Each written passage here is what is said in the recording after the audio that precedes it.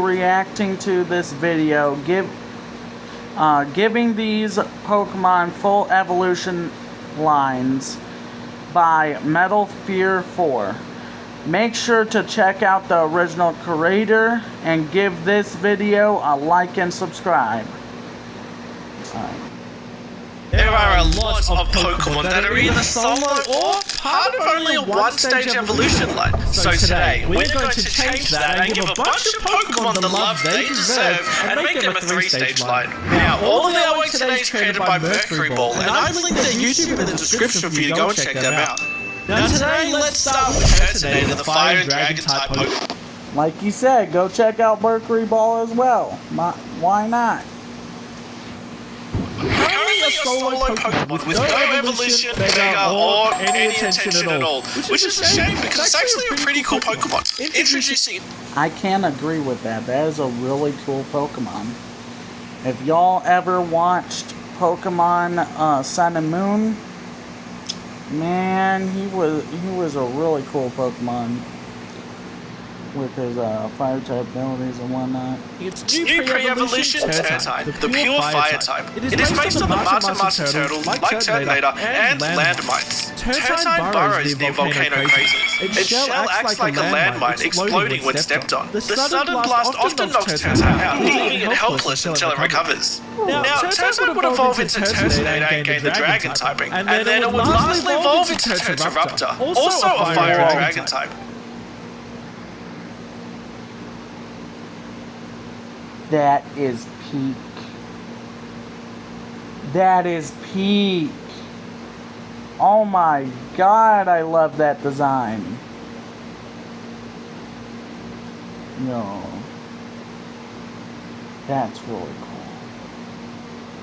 Turtoraptor's shell is a living volcano. When threatened, it erupts with molten fury, launching magma and volcanic rock that can reshape the land. Its eruptions are so powerful, they can be seen from miles away. Overall, I'm loving this entire Pokemon line. Bro, this Pokemon might as well be a legendary, bro. Like, what are we talking about?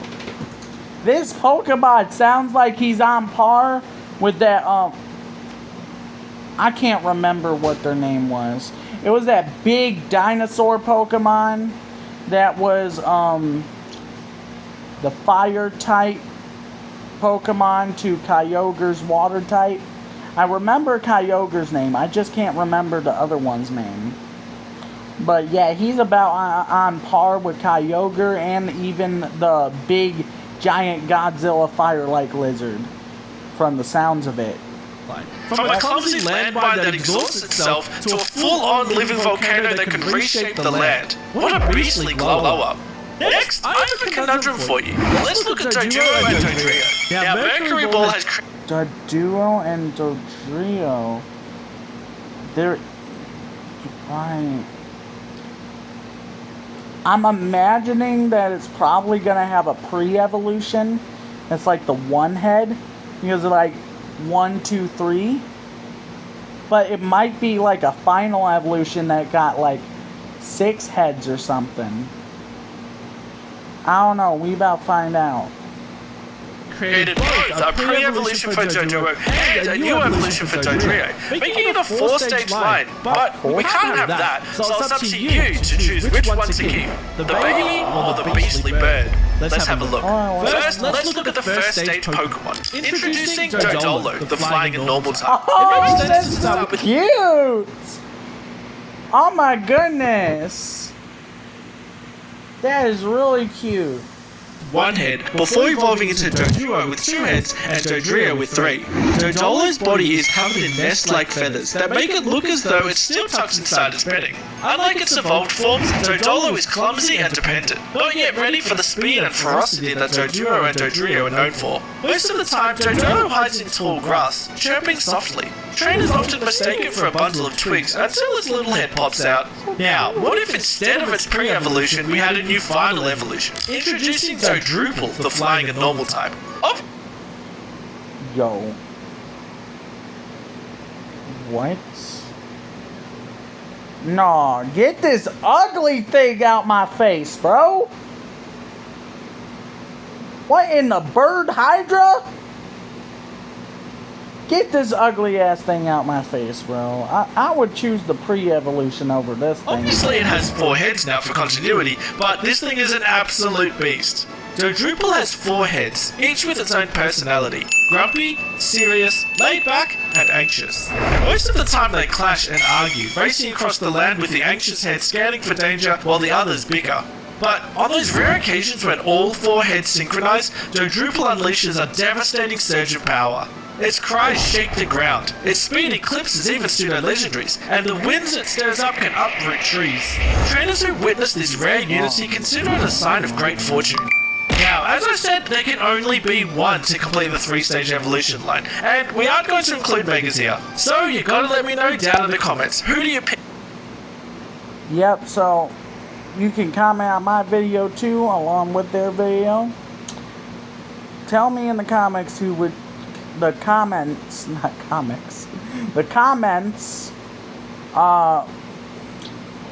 which one of these you would pick. Would you pick the pre-evolution or the final evolution? Me personally, I'd rather pick the pre-evolution. It's really cute, and it fits the evolutionary line better than this. I know this is really powerful, but I don't think this Pokemon was ever meant to evolve into something that overpowered either. You pick Dodolo or Dodruple. Next, let's talk about Shuckle. Now, personally, I think Shuckle looks like it could have a new evolution, but its stats simply could not allow it. It would be game-breaking and not... Interesting.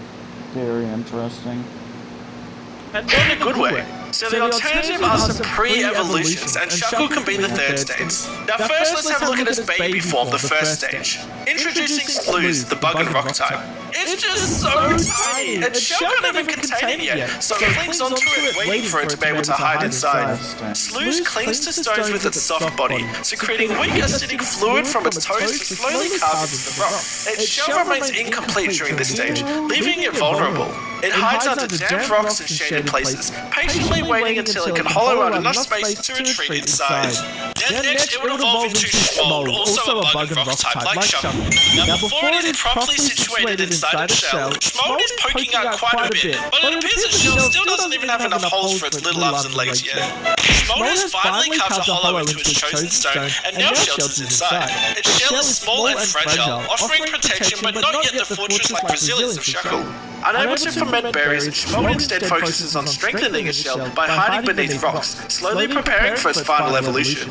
Looking at the line as a whole, we can definitely see the progression as the head, body, and especially the shell grow in size. I wish it stayed a happy little guy in its final evolution though. It's so cute when it's smiling. Okay, next is Drampa. I've always felt that Drampa needed some pre-evolutions, as it definitely gives me vibes of some kind of elder dragon. The name Drampa even sounds like Grandpa, and it seems as though the artist Mercury Ball also feels the same way. Introducing the 1st stage evolution, Drapip, the normal and dragon type. Drapip is a gentle baby dragon that cries in soft melodic tones, almost like singing lullabies. These cries echo through mountain valleys, calming lost children and soothing weary travelers. Drapip loves to cuddle up to older Pokemon, especially Drampa, clinging to them like a grandchild seeking comfort. Its bond with elders is so strong that it rarely strays far from them, symbolizing warmth and protection in harsh mountain environments.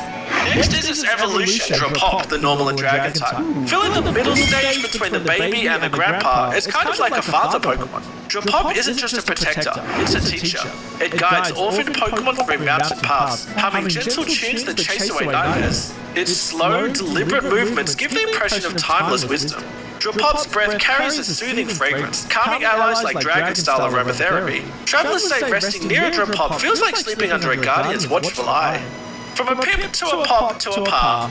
Now, Drampa got a new Mega Evolution in Pokemon Legends ZA, so it all just feels complete now.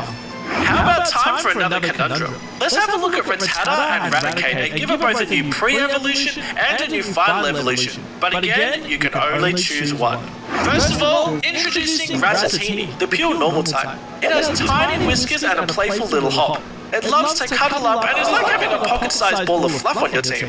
Now obviously Rattata would evolve into Rattata and then into Raticate, but alternatively we could start with Rattata evolving into Raticate and then introducing a new final evolution in Raticate, who now changes to a normal... Rattaking? Hell yeah! Let's go with Rattaking, bro. Me personally, I'm picking Rattaking, but y'all can comment what y'all are choosing down below. But Rattaking looks epic, bro. Ghost type. It is based on the Rat King, with each of its fallen Raticate friends creating a new spectral tail. It is extremely loyal to its fellow Rattata and Raticates. So, like the Doduo line, you can only pick one. So again, let me know in the comments which you choose, Ratatini or Raticate. Next is one of my favourites, Mimikyu, who I think could definitely work as a middle stage Pokemon. I mean, it's a Pika clone and Pikachu is the middle stage, so let's give it a try. First is pre-evolution. Introducing BU, the Ghost and Fairy type. BU is a timid baby Pokemon that tries to mimic Pikachu to gain affection, just like its evolved form Mimikyu. However, its disguise is far less convincing. It wears a small tattered rag with scribbled crayon faces and cardboard ears taped on top, which often flop off mid-battle. Despite its clumsy appearance, BU's earnestness tugs at the hearts of trainers and Pokemon alike. Now, that's pretty cute. Obviously, it evolves into Mimikyu and evolution is not so cute. Introducing I Am You, the Ghost and Fairy type. I am you. I am you. Oh, that is a perfect name. Oh my goodness. I like that. I like that very much, so.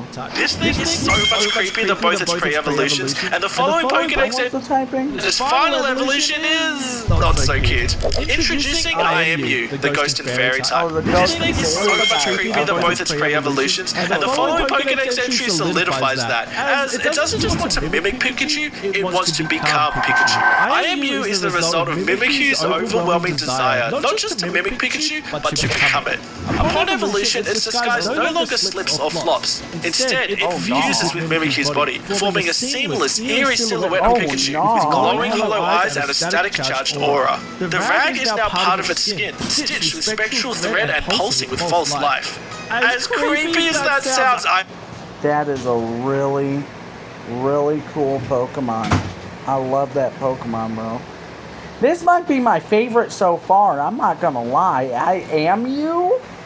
That sounds cool as hell. This might be my favorite Pokemon so far, for real, for real. I absolutely love this Pokemon design, and it's one of my favorites of the video so far. Another ghosty boy that needs some attention is Sableye. Now I know Sableye has a Mega already, but I don't know. Let's just ignore that for now. It's fake, but anyways, it's just for fun. So I think we can all agree that Sableye would work for a middle evolution. So let's start with its pre-evolution Dim-Eye, the Dark and Ghost type. The gemstone eyes are a little different to Sableye's, but it's got a huge toothy grin as is very mischievous. Dim-Eye's born deep in gem caverns, drawn to the shimmer of precious stones. It eats gems like Sableye, but it also hoards some, believing they hold memories. Its eyes are raw, uncut crystals that flicker with ghostly light. It mimics gem sparkles to lure prey or play tricks, often vanishing into walls when startled. Now, Dim-Eye evolves into Sableye and then has a new final evolution in Obscuri, the Dark and Ghost type. Obscuri evolves when Sableye consumes a ton. Oh, that one's really cool too. That one's almost as cool as the last one, bro. I really like this one. Comment down below which one you like better. I Am You or Obscuri? Obscuri. Whatever his name was. Ton of precious gems over time. Its forehead gem glows like a miner's headlamp, lighting up pitch-black tunnels and dazzling foes. It's based on the Mookie, a goblin-like miner spirit from Andean mythology. Obscuri's claws are still razor sharp, but it uses the gem in its forearm like a pickaxe, burrowing through rock to uncover hidden treasures. These gems aren't eaten, they're hoarded or used to craft illusions so real they trap even seasoned trainers. It doesn't just hide, it misleads. Trainers report seeing multiple Obscuri at once, only to realize none of them were real. It's said to guard ancient gem vaults, using illusions to trap greedy intruders in endless loops. The more it evolves, the creepier the smile gets, but I also love that the gems, particularly the eyes, change as it evolves too. Next, let's have a look at a mythical Pokemon, which typically wouldn't evolve, but as I said earlier, it's just fake mod, so let's have some fun with it. Shaman is one of my favourites and definitely looks as though it could evolve again. And seeing as we have a land form and sky form, there's a lot of potential here. Let's start off with its baby form first before it evolves. Introducing Raiha, the pure grass type. Raiha embodies the seed of gratitude. It is said to appear near people who show small acts of kindness. Its buds grow faintly when it senses appreciation. Legends tell that Raiha gathers in groups near Gracidia flowers, waiting for the day their blossoms open into Shaman. Now, Raiha obviously evolves into Shaman, and its evolution has a land and sky form too. Introducing Kanshana Landform, the grass and fairy type. Kanshana's landform embodies gratitude in full bloom. It is said to restore barren fields by scattering petals that carry healing energy. Kanshana's blossoms bloom brighter when people express gratitude. Entire valleys have been revived by its petals. Kanshana's sky form represents gratitude transcending earthbound limits. Legends say its flight brings harmony to lands torn by conflict, calming storms with its pollen by scattering red petals that soothe anger and inspire kindness in those who witness them. Now, personally I prefer Shaman Landform, but with its new evolution I actually prefer Kanshana's sky form. What do you think? Next, if you want to see some pre-evolutions for legendary Pokemon, check out this video over here. But in the meantime, let me know your favorites from... That's the end of the video. Make sure to like and subscribe. And have a good rest of your days. Slay Queen!